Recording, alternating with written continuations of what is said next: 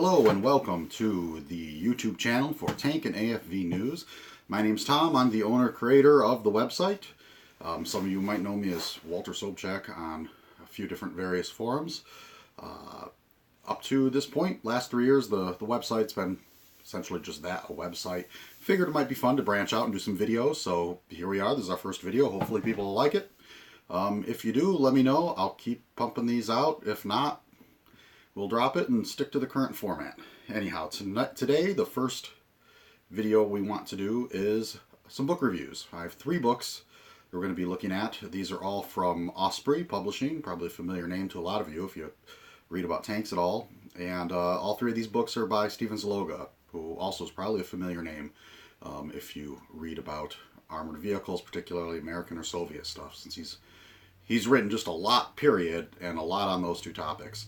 So the individual titles we're going to be looking at tonight, these are all ones that have come out since the new year, so either January, February. There's AntiTank Rifle, which is part of the Weapon series. There's T90 Standard Tank, which is part of the new Vanguard series. And then there's also Early U.S. Armored Cars 1915 to 1940. So we're going to be looking briefly at those 3 books tonight and talking a little bit about what's in them and why they're worth reading. Now, for those that may not be familiar with Osprey Publishing, they put out a ton of these sort of small format softcover books. You know, they're sort of about the size of a magazine, really. And they've put out thousands of these. They have several different series. They each have a different theme. But, you know, if you go into your hobby shop, you usually see a lot of times they'll have a turnstile, and these things are just crammed in there, or you'll find them at bookstores. So, if you're not familiar with them, they run anywhere from 48 pages to 80-some pages, depending on which series. They're always very well done, lots of illustrations. There's always some quality illustrations that are in the book. Lots of photographs as well.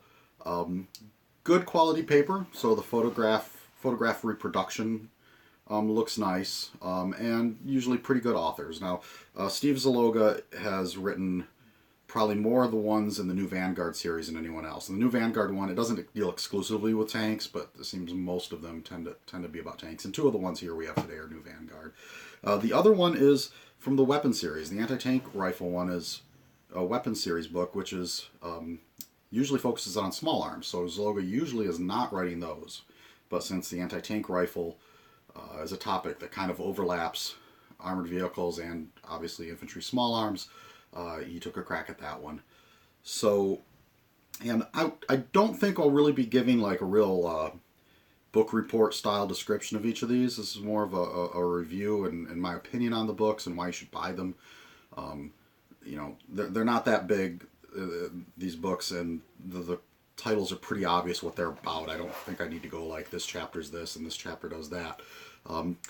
And I just want to talk a little bit, just sort of some observations about the series. One thing I thought was interesting, I was looking at Amazon at the reviews posted for, I forgot which one it was actually, the 3.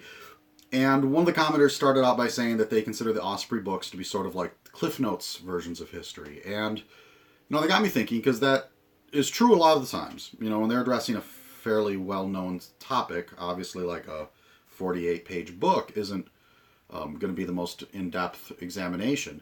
And you'll see that, like, so for instance, you know, early on in the new Vanguard series, they did an M4 Sherman book. It's very good for what it is. But yeah, if you want to learn more, there's obviously much more material out there on the Sherman tank you can dig into. What I like about the Osprey series at this point, they've done so many books at this point. So like new Vanguard series, I mean, this T90 book is number 255, that they're really getting down to things that haven't been covered very well before. They've done sort of all the really obvious topics. Now they're getting into stuff that's a little less well known. So these books we're looking at today, these are not the Cliff Notes versions. These are actually about the only books that have really been written on these topics in English. So, for example, the T90 book, you know, if you read Zaloga's notes at the end, he only lists 2 other books, and they're both in Russian. Nobody's really written an English language book, you know, exclusively on that tank. The Anti-Tank Rifle book, I'm pretty sure that nobody's written and published a book just on anti-tank rifles. Certainly they've been included in books about anti-tank weapon systems, but I think this is the only one that's specifically on rifles. You know, if I'm wrong, let me know. I'll be glad to have an opportunity to go hunt down another book, frankly. Now, on the early U.S. armor, should be noted also, this is sort of part 2 of an earlier one in the series he did last year, which was Early U.S. Armor Tanks, 1960 to 1940. So this one's sort of a companion. But it was interesting, because obviously this topic has been covered in other books. You know, I mean, obviously, like, sort of the gold standard for books on U.S. armor history is Honeycutt's books. And he has a book called Armored Car, and I have a copy, and I looked at it, and it's interesting. The period from that this covers, 1915 to 1940, so sort of getting up to the M3 White Scout Car, he devotes 48 pages in the Honeycutt book, which is exactly the length of this book. And frankly, the Honeycutt book, probably because it is a very, photograph and drawing-oriented book, there's probably more depth of information in this new Vanguard title on the topic. So on this early U.S. armor topic, this book actually, again, is not the Cliff Notes version. This is almost like some new scholarship on the topic. So that's one thing that makes it fun. So again, you know, part of the reason these 3 titles, why I think they're worth checking out, is because they are very specific. They're addressing niches that haven't really been looked at in some other things. So, you know, just to describe each one in a little more detail. So we'll start with the early U.S. armor. I have to admit, like, I've never really spent as much time reading about armored cars as I have tanks. I was more interested in the things that have tracks in them, or on them, I should say. And so there's some material in here that was new to me. And, you know, U.S. armored car development in that period, it's a lot like U.S. tank development. There's not a lot going on. There's little efforts here and there making prototypes, but certainly nothing going into large-scale production until really the late 30s, when, you know, we're starting to get to the M3 Scout Car. And it's interesting that the Army's really, you know, according to the book, not terribly interested in armored cars, and some of the developments coming from the U.S. Marine Corps, some of it's coming from some specific National Guard units. They do see some service in the 1917 sort of Persian expeditions into Mexico there, Pancha Villa. So there's not a ton of, stories of these vehicles in action in this book, other than these smaller isolated incidents. And, you know, none of these vehicles, frankly, were terribly important. The most important being the Scout Car, and not so much because of what it was actually used for, but more so because it was the basis for the series of half-tracks that the U.S. used in World War II. So if you're interested in the history of half-tracks, is kind of an interesting book too, because it gets you up to the M3 Scout Car, which, you know, is the basis for those vehicles. So yeah, if you're sort of a completionist about U.S. armor history, particularly in that interwar period, it's definitely worth checking out.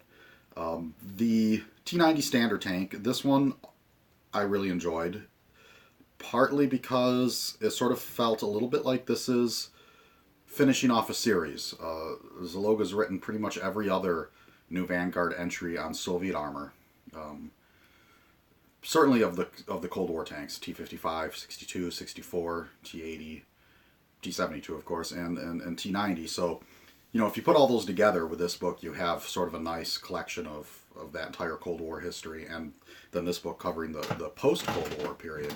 And that's sort of what's interesting about this vehicle, is how it kind of comes about and sort of manages to survive in that post-Soviet era, when in the mid-90s, when the Soviet economy's rapidly changing, Soviet defense priorities are changing. And, you know, it's very much a story about these different factories and different design bureaus that are all sort of scrambling to stay relevant and to keep the doors open in this period. And so without getting too much into those details, partly because, you know, there's a lot of names there. I read them all the time, and I'm never exactly sure how to pronounce them. But it's interesting finding out the nitty-gritty on some of the the changes and things that happen to those different design bureaus. There's some other stuff in the T90 book, as far as, describing the actual vehicle, describing some of the variants. So there's a bit of detail in there, several pages on the Terminator, which is the sort of the variant with the 30mm cannons and the missile launchers. It's developed sort of after some of the debacles that the Russians have in the 90s in the Chechen War. So it's sort of like a close support vehicle that can get out and get at targets that the tanks can't necessarily engage. And people might find that interesting. It's a vehicle that's still out there, still being marketed, as well as some of the rocket launcher variants, some of the engineering variants. So all that's covered. And then quite a bit about the Indian purchase of the vehicle, which really sort of kept the production lines alive for a while. So if you're at all interested in Soviet tanks, or I should say post-Soviet Russian tanks, the T90 book, this is a nice read. And then finally we have the AntiTank Rifle book. One thing that's nice about this book, since it's part of the weapon series and not the New Vanguard, is it's a little bigger. It's 80 pages, whereas the New Vanguards are only 48. Sometimes I wish the New Vanguards were a little longer. 48 pages is really not a lot of space. The other thing that's a little annoying is the cover prices on the books. So if anybody at Osprey is listening, I'd like an explanation why the 48-page book is $18 and the 80-page book is only $20. It's just a $2 difference. Now, if you go to Amazon, you can get any of these books usually significantly cheaper, like $12, $13. So usually that's not as big an issue as it seems, but it just always confused me why you're paying almost the same for just a little over half as many pages, one series to another. So the Anti-Tank Rifle book is 80 pages, which is nice because it gives the author a little room to explore some of the individual different models that are used by different countries. Obviously the book sort of starts with World War I, with the Germans and the Tigewehr, that humongous single-shot bolt-action Mauser that they developed as a supposed antidote to the Allied tank threat. From what Zaloga says in the book, not a particularly popular or successful weapon.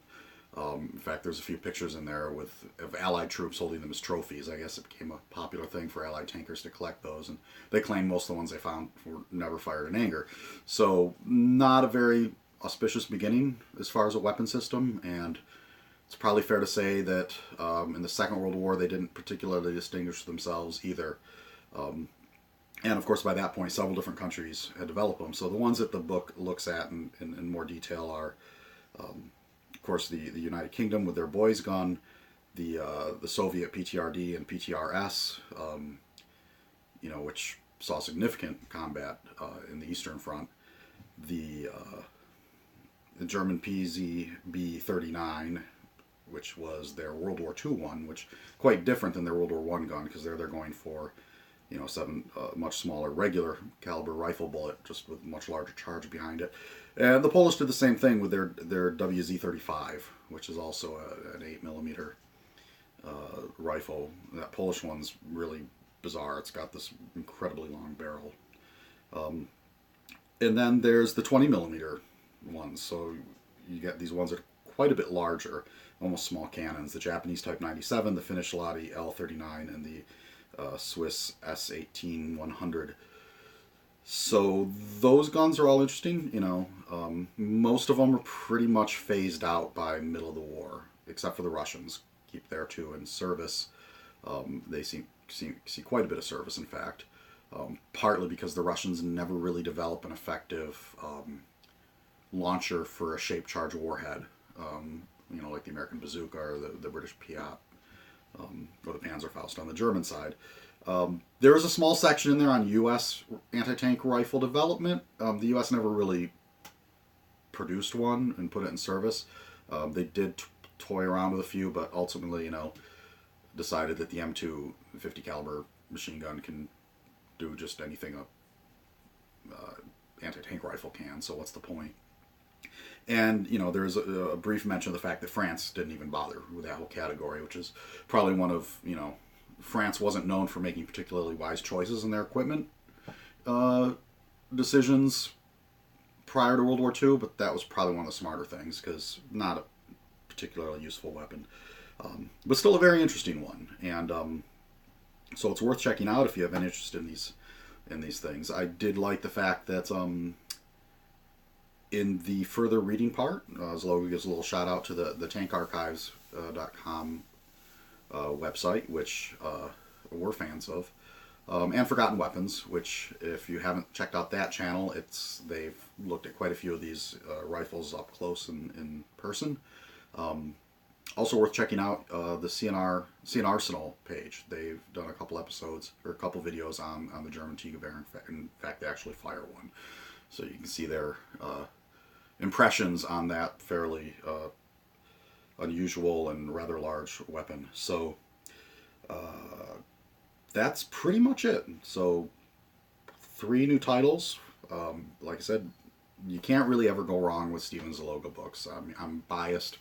I do have to admit, 2 of these books he sent me for review copy purposes. I've interviewed him a couple times for the website. You can read those interviews on there, but I just always found his work to be worth reading. And these Osprey books, you always get a decent bang for your buck. They're good reads, and they're handsome books. So if you like this video, let me know, or tell me what I can do to improve. I think I'm supposed to tell you guys to subscribe. That's sort of the common etiquette. And hopefully we'll be doing more of these. And as we do more, hopefully they'll get better and upgrade equipment and maybe go out on some locations, check some things out, and see where it goes. So again, thank you much, and goodbye.